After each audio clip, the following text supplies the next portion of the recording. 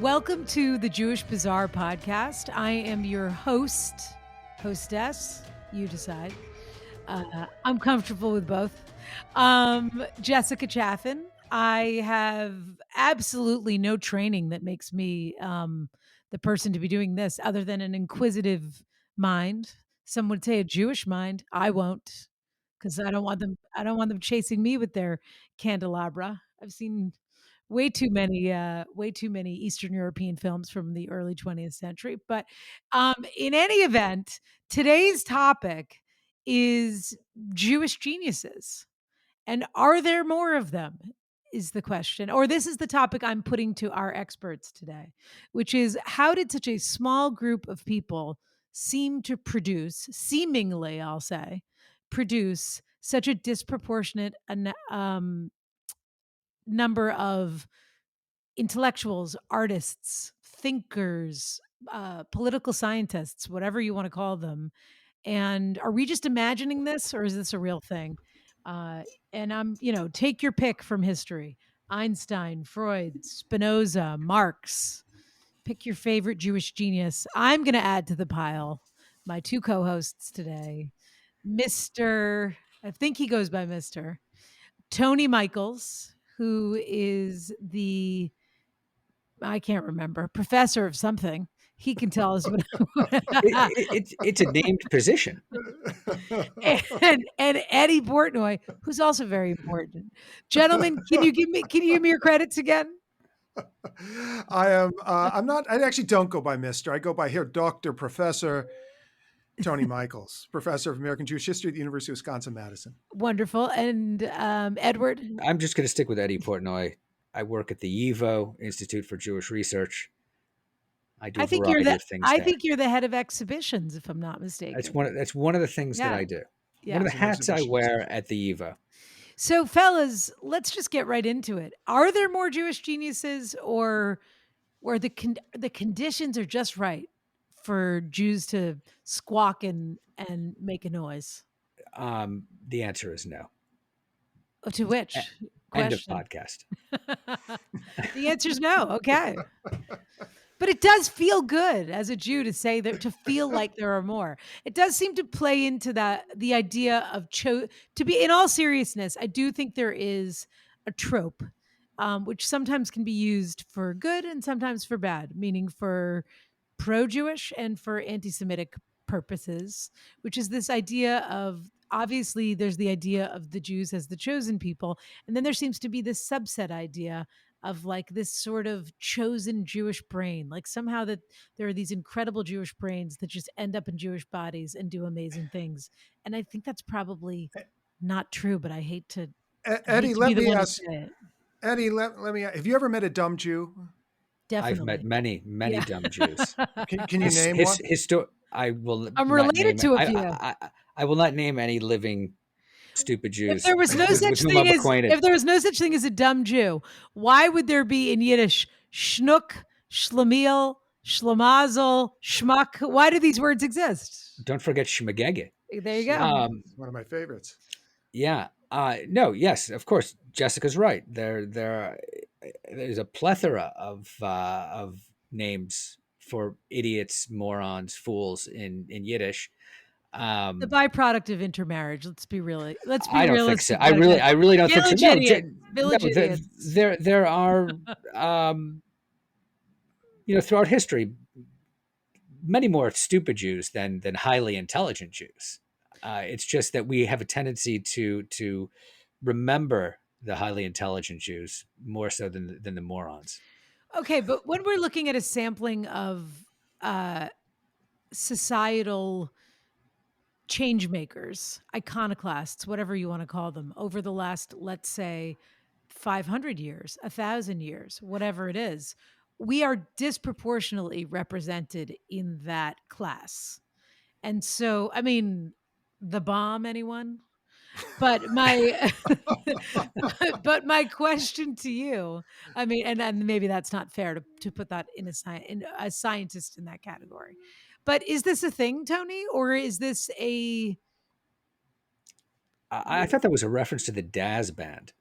No, You dropped a bomb on me? That's what Yeah. you not no, I was talking about you dropped a bomb on a Yeah, bunch I of know, I know. people. Yeah. I thought that was the Gap Band. It was the Is it the Gap Gap Band, Band? yeah. The Yeah. Oh, Daz so who's the sorry. Daz? Who's I don't the know. jazz I band? think that's It's the Gap Band that Eddie saw at a Jewish it's bar yeah, mitzvah yeah. once, It yeah. it was someone I saw at a It was bar the mitzvah, Gap Band obviously. tribute band, yeah. The Daz Band. You know what? Uh, There must somewhere be a Daz band.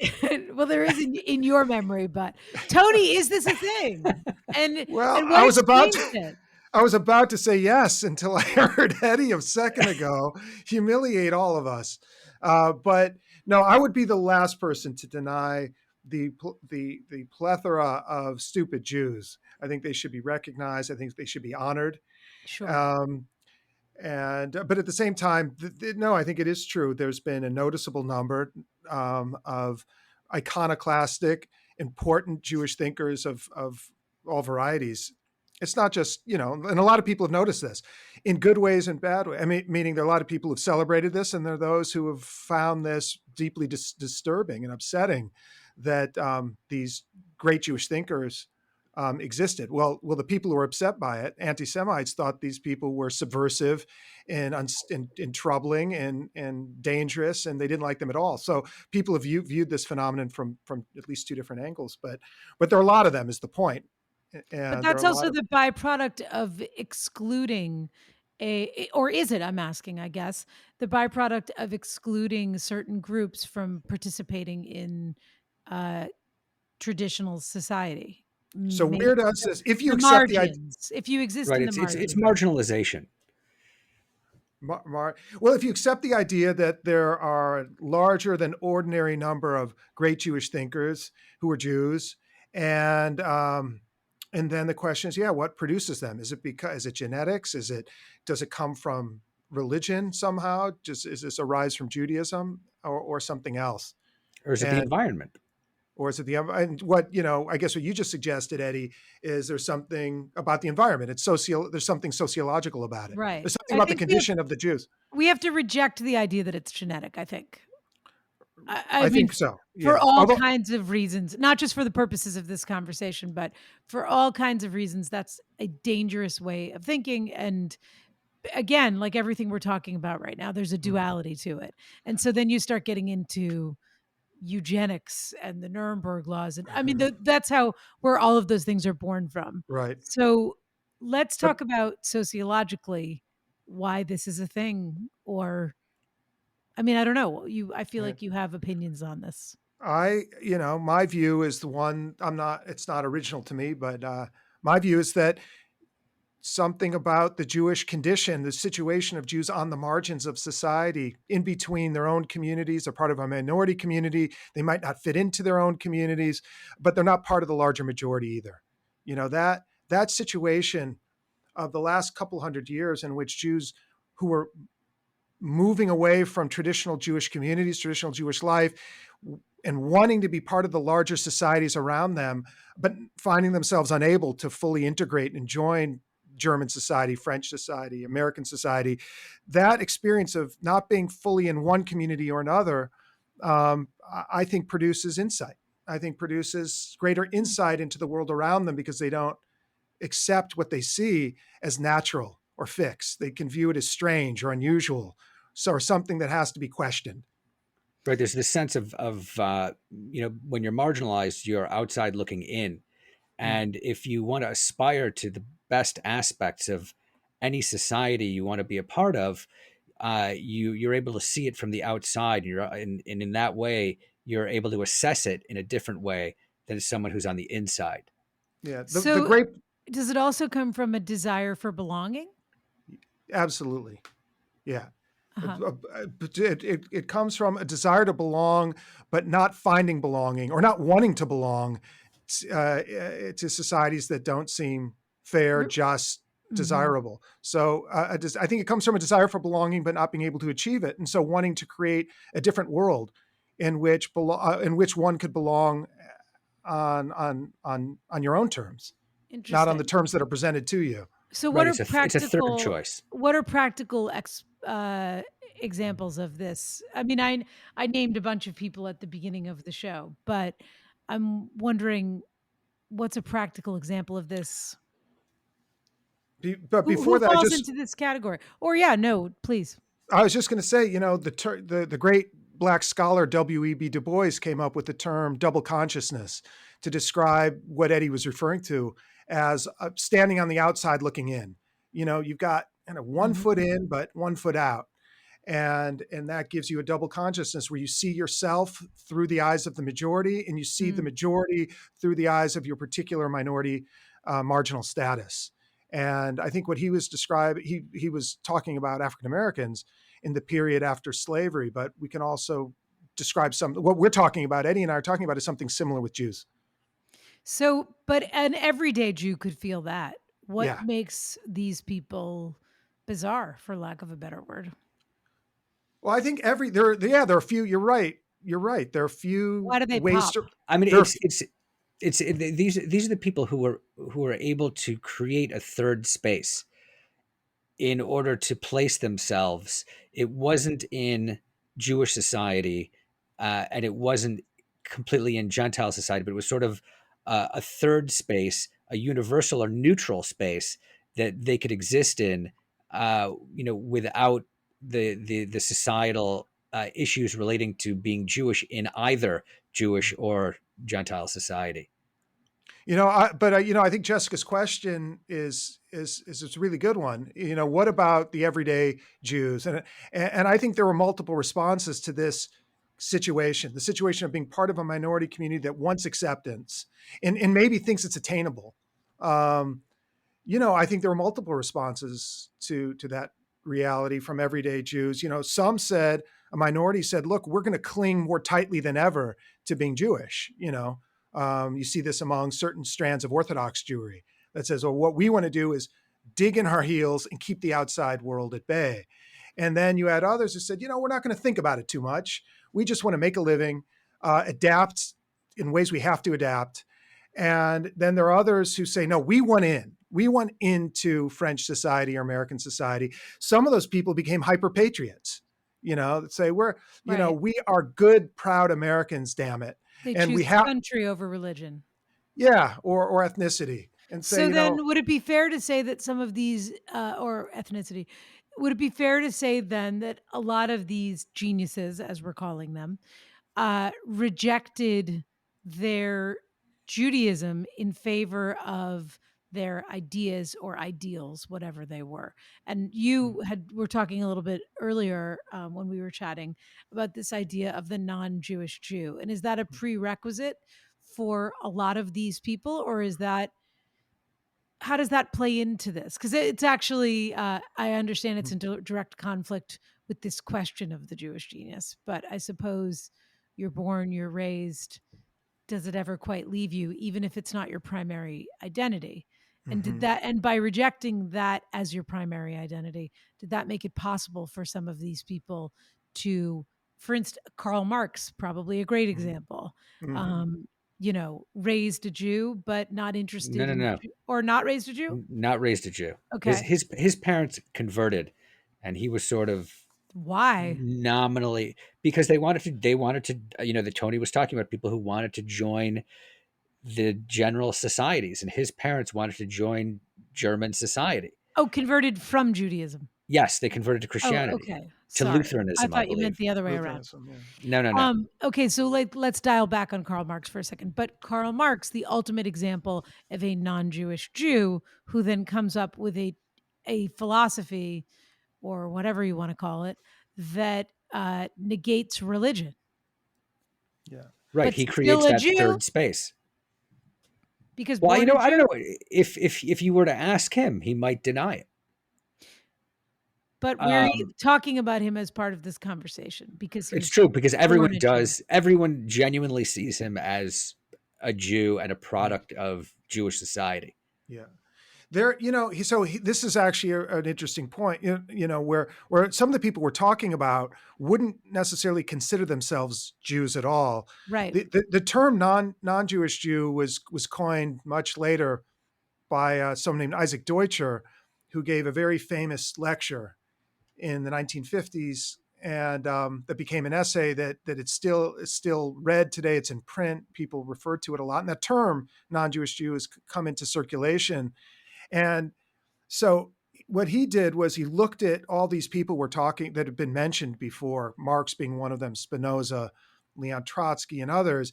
And he said, look, I know, he said, there's a phenomenon in history, and that is you have this kind of lineage of Jews, or he made them into a lineage of Mhm. Jews who cease thinking themselves as Jews.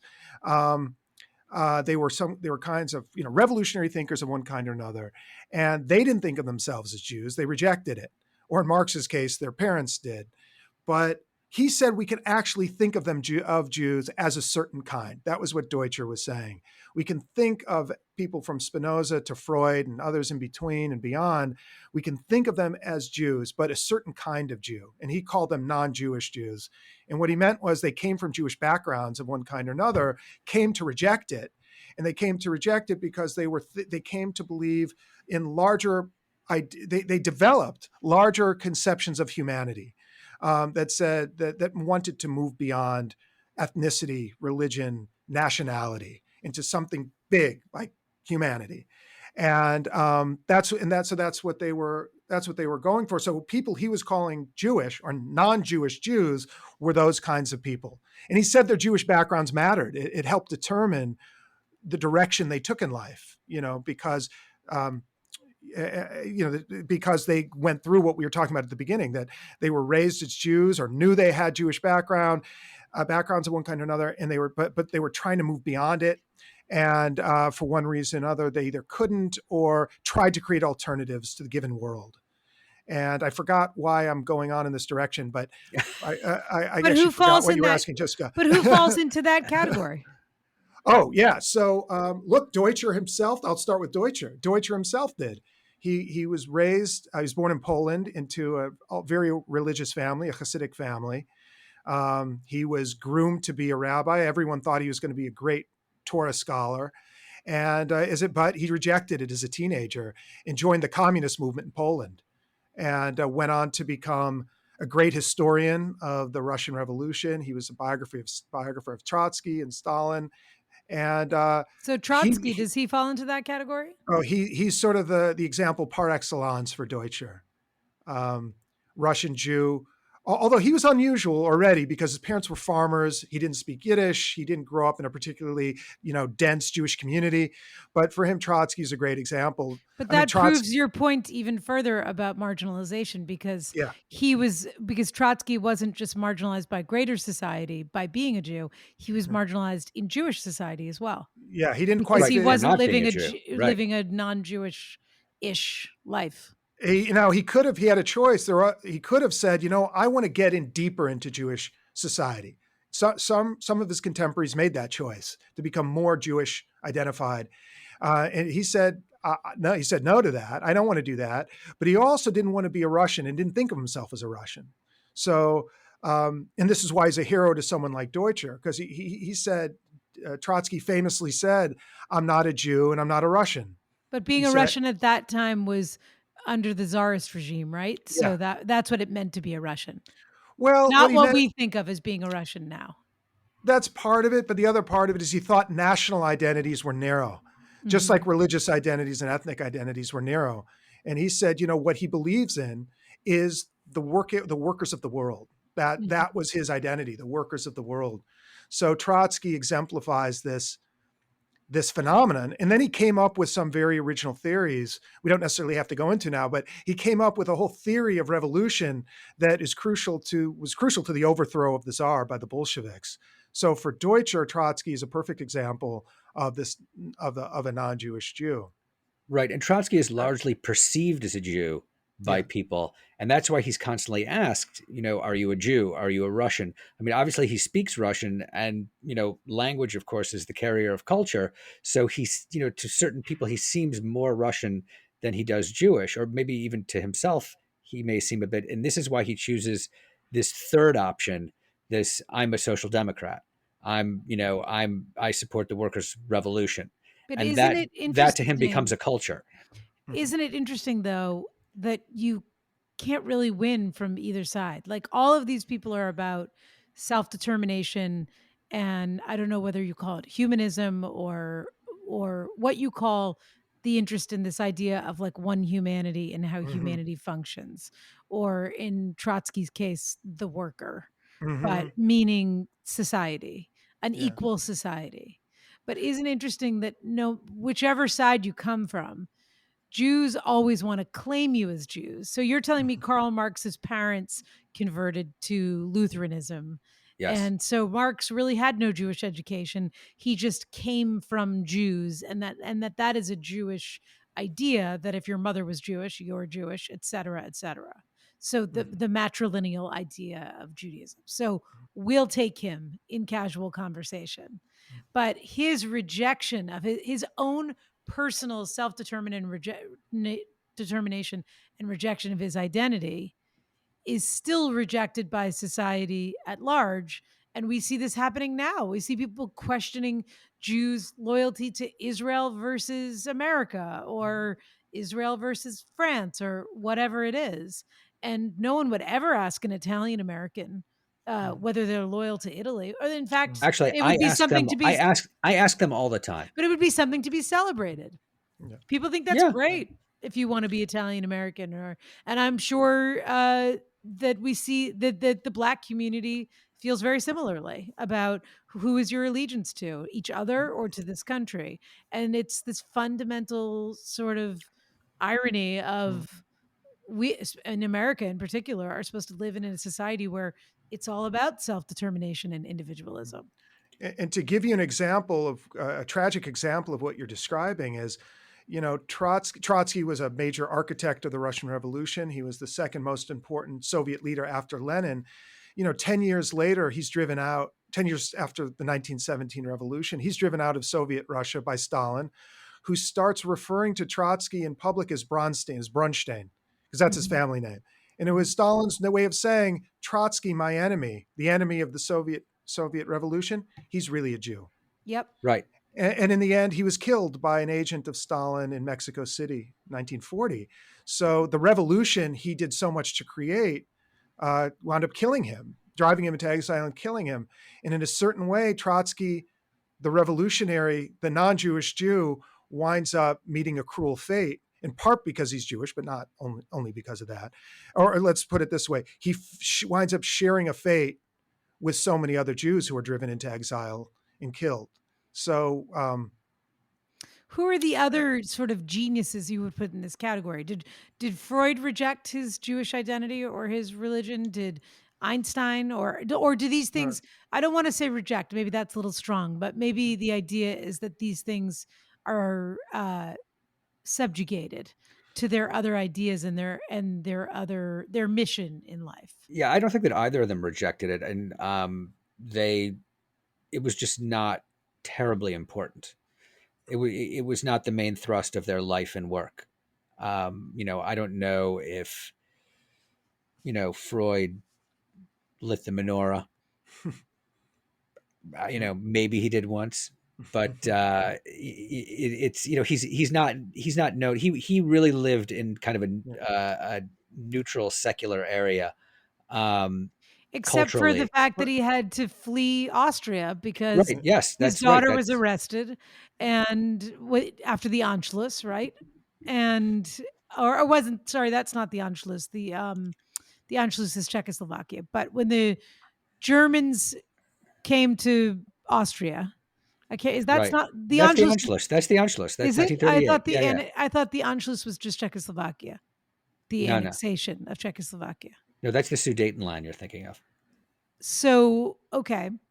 So when the Germans come to Austria in 1938, the Yeah, he has to Anschluss, flee to London, right? he leaves a month later. I Yeah, believe. I think they come in October and he leaves in November, or they come in September and he leaves in October, like that.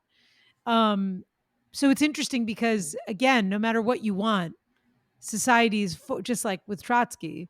right. Your Is Jewishness always catches up to you, whether Yeah, it catches up to you whether you want it or not.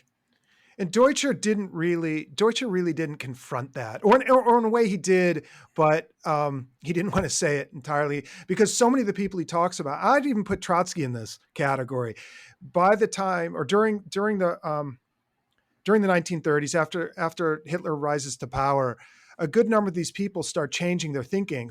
Those who are alive start changing their thinking about their Jewish identity. So even Trotsky starts, saying things in interviews like, you know what, I wish I had learned Yiddish. Yiddish has produced a great literature, and I would like to read it in the original. Or he'd say, anti-Semitism actually really is a big problem. He also And wanted to become a Mohel, but that's not well, widely. his hands were too shaky. His hands were very shaky. A Moyle is the person who performs the circumcision for people that don't know. Deutscher has claimed he was the greatest Moyle to ever come out of Russia, and I think that's an exaggeration. Right, very fast. He's quick with his hands. So the same thing that makes it possible for these people to blossom is the same thing that catches up with them, as Eddy was saying. At least during that period, the world went a different direction. They didn't plan. No one planned on Nazism. They thought the world was getting better. They Hitler planned Nazism. Freud didn't, though. I think that's the important point. Freud didn't expect it. No, he didn't expect it. He was not in on the planning for sure, and he didn't expect it. I mean, all these people were very optimistic, from Marx to Freud to Trotsky. They're optimistic. They thought the world was getting better. They thought humanity was capable of freeing itself from past superstitions and bigotries, and including anti-Semitism. And then, so Hitler wasn't supposed to happen, and he did. And it was a tremendous crisis for the world, but for Jews who adhered to this way of thinking, that they had moved beyond Jewishness to some world of universal human brotherhood and emancipation, only to have to deal with Nazism. And some of them, like I said, even the Trotskys of the world had to start rethinking things. And I think Deutscher did too, although I think Deutscher in the end tried to negate his own doubts about his own ideas, I guess is what I'm trying to say. Also, I think that a lot of these people made the crucial mistake that Jews should not make, and that is to be a bit too optimistic. I think they were very optimistic about the possibilities for sort of human advancement, and sort of. But is that optimism? Growth. But is that optimism? Does that lead us back to our original question, which is, are there more Jewish geniuses? Does this tiny population believe that it, on some optimistic level, that it can assert itself? And, in England, they call this tall poppy syndrome, meaning a flower that grows a little taller than the rest and needs to be cut down. And so is that sort of burgeoning optimism mixed with the climate or the sociological conditions of being an outsider, et cetera, is that what makes it possible that there have been at times Jews who participate on this kind of higher level of, how do I say this, that they are able to shape and influence society, and then the kind of whole community pays for that? There's actually. Does that make any sense? It does. In fact, there's an anecdote again about Trotsky. Sorry for keep going back to Trotsky. Seems like he's the only genius Tony. I've asked a couple of times. All right, I'm not going to say anything more about that. No. You say the anecdote. It's a good anecdote. Actually, Eddy, you might have to help me out with the actual name. But anyway, there's an anecdote about Trotsky and the revolution where an elderly religious Jew comes to Trotsky and says something like, the Trotskys make the revolution and the Bronsteins pay for it. Oh. Right. This was during the early 1920s, during the Civil War in Russia, the early Soviet Union. And it was a horrible time for Jews. There had been hundreds of thousands of Jews killed in pogroms during this period. So this anecdote, and it could be apocryphal, but someone goes to Trotsky, some rabbi or Jew goes to Trotsky and says, it's the Trotskys who make the revolutions and the Bronsteins who pay for it. And the implication being that this non-Jewish Jew, this Jew who's rejected his past as a Jew, was able to become the architect of the Russian Revolution, but the common Jews were the ones who were murdered. They were the ones who paid for this supposedly great accomplishment. We should say one of the architects of the Russian Revolution. He was one of the architects. Yeah, he was we got to give some credit to Lenin. Lenin gets some credit. Yeah. Not a Jew. Although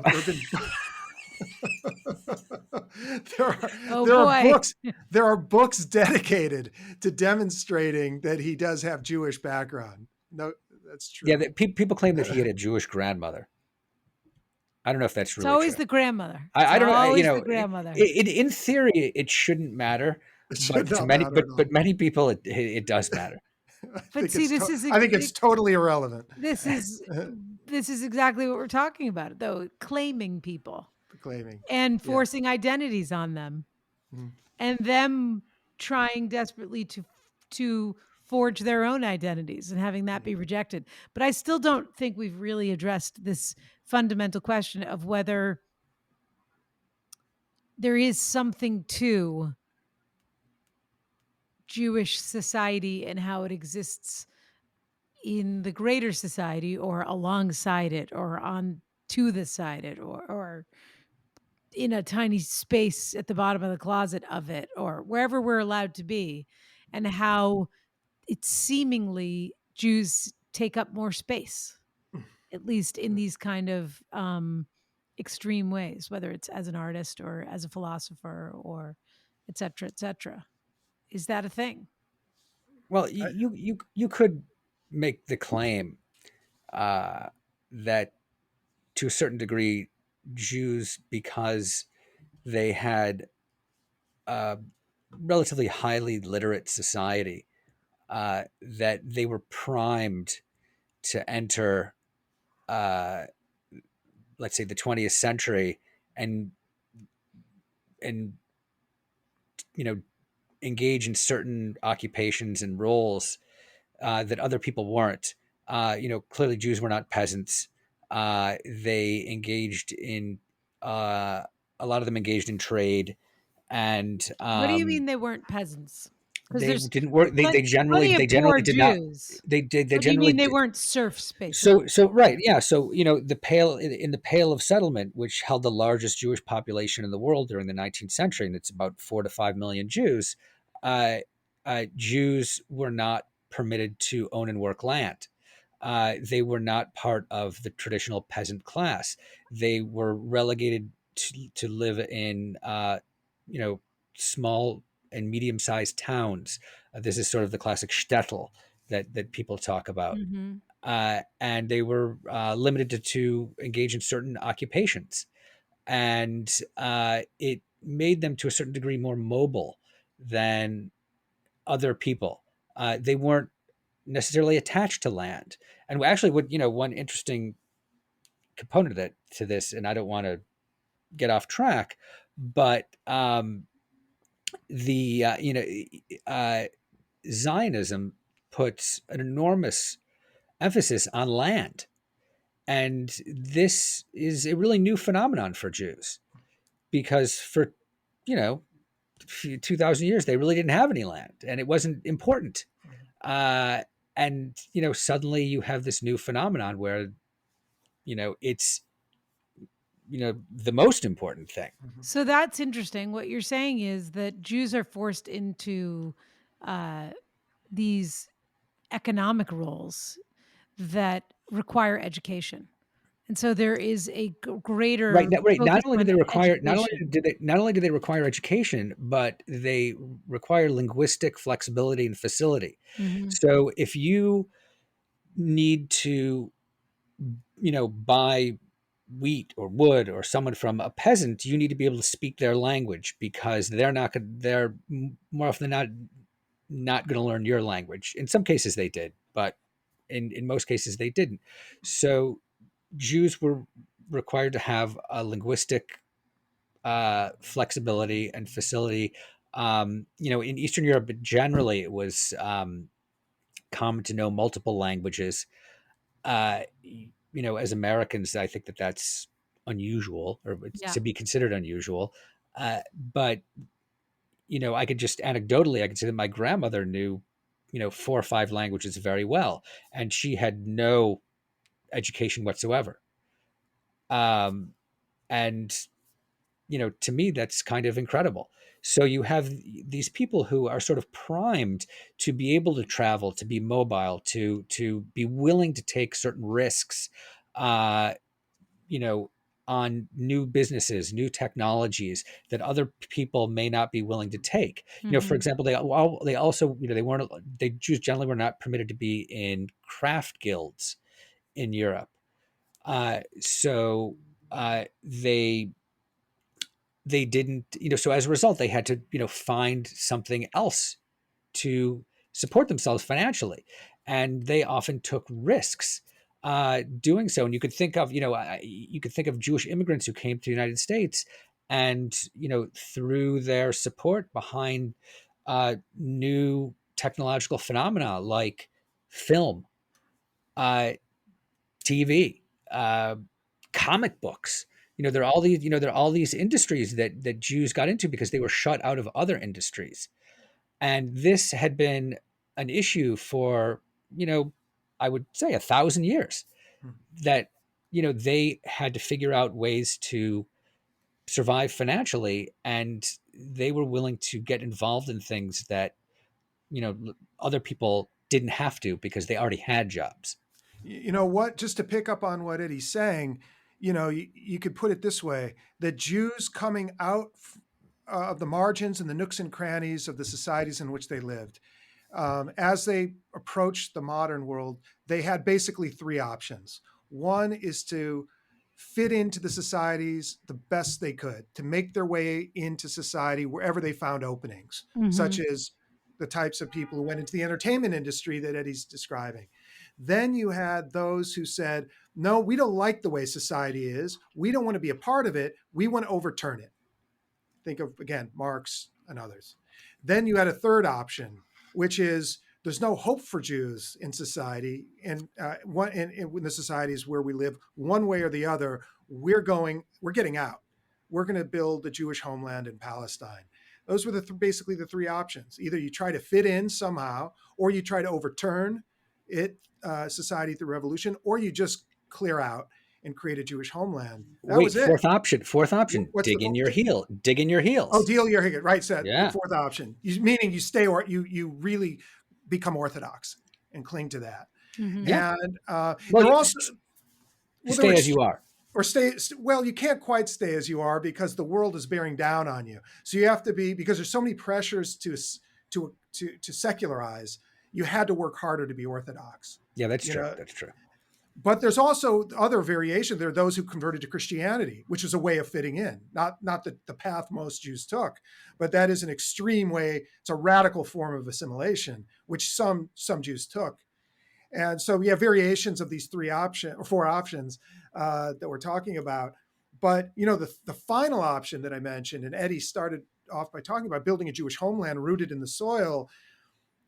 This is what Deutscher, for one, worried him tremendously, because on the one hand, he said European civilization failed the Jews. It failed them. We have that Hmm. because of the Holocaust annihilated them. And so, if that's true, isn't it correct that the Zionists were right in wanting to get out? And so, what Deutscher said about this, and he wasn't unusual at all among Jews of his type, he said, well, I was wrong. I'm no longer an anti-Zionist. He said, I was wrong about to have faith in Europe. I gave up. He said, I'm giving up my anti-Zionism. Jews need a homeland. And he even said, I wish I would have done something to help save Jews. Yeah. He actually says something like, if I wish I had, instead of preaching communism in the late 1930s, I wish I would have saved a lot more people had I been telling Jews to go to Palestine. He says that. And at the same time, he can't bring himself to accept Zionism in principle. So he abandons his anti-Zionism, but he can't accept Zionism because for him, the idea of building a Jewish nation state is a rejection of the ideals, the grand universalist ideals of his heroes. So he Mhm. can't accept that either. And so after the Holocaust is trying to figure out, well, what are all my ideals an illusion? And he writes The Non-Jewish Jew as a way of saying, we have this great tradition. We should see it as a tradition. This tradition has been tested by the Holocaust. The Holocaust is testing us. And what we have to do, though, is still hang on to these ideals despite the Holocaust. Why? Because the world can't be saved, the world can't be redeemed unless we believe in this idea of universal human emancipation. Zionism is necessary. He concedes that. He says it's necessary, but it's insufficient. It's not going to save the Jews because the Jews can't save themselves unless humanity is saved.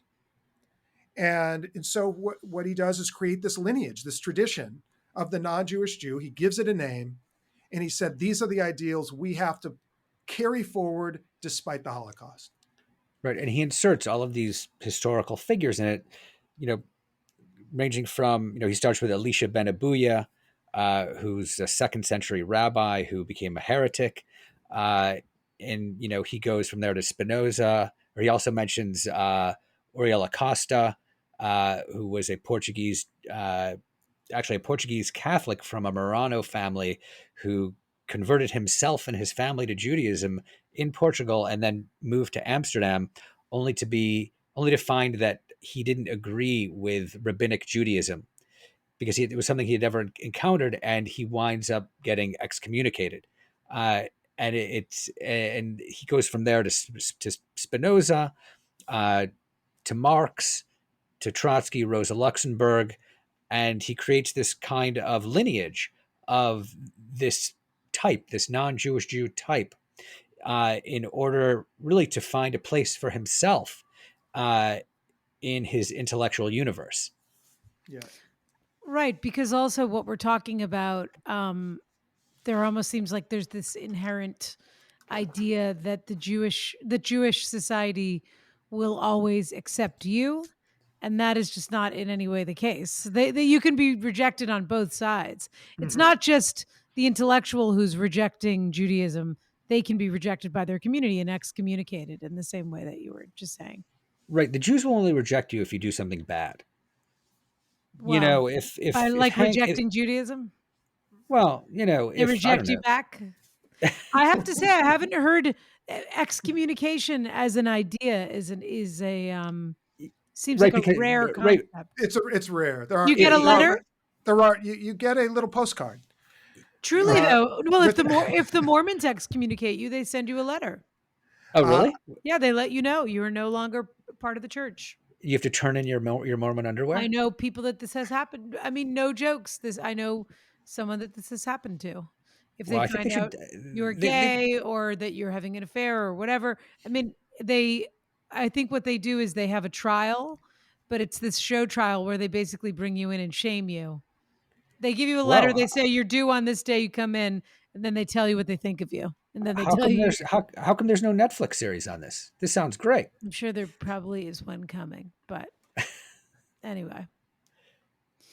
All right. Well, I'm not sure we answered this question, fellas. I'm just I which don't not. think we one? did. I think We we didn't. did. Are there No, more we we Jewish com- we. genius? Seems like There are no more Jewish geniuses. seems like I'm, seems like if you look at the proportions of a population, there are. it depends what you describe as Jewish geniuses, but if you go by Deutscher's definition, then there are more. If you ask my, if you were to ask my mother, Mm.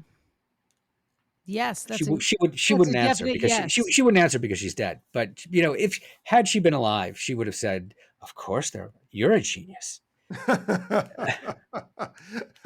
Well, that's why the question's so hard to What's a discuss genius because is I guess what we Right, should exactly. have come up. How are you defining genius? That's a very Yeah. good point. but Yeah. we already defined it. We defined it the way Deutscher defined it, Which is which is people of high intellect and courage who look at the world around them and say, this is unacceptable. It has to become radically different. And then they commit their lives to it, and sometimes pay with their lives for it. Yeah, you know, I find the world unacceptable, but I'm not willing to commit. No. But, you know, this podcast is your real act of genius, Eddy. I think that's what you Well, may you know not what? I, want to accept the mantle, but I feel like the the Jews are 12 now people listening don't feel the same way as you. really going to reject me. The Jews have many people have Let's rejected you, hope not. but They're writing the checks over at YUVO. You know, I'll always have the amigos. before we get to the amigos, is your rejection of junior Jewish genius, does that come from a belief that they don't exist, or a sense of inadequacy on your part? I would say all of the above. All of the above. Okay. No, I think that, Which brings us back to the Mohel, Trotsky. Trotsky the Mohel. Wasn't that his autobiography? No. It was. Yeah. No, it was. He wrote an 800-page autobiography about that.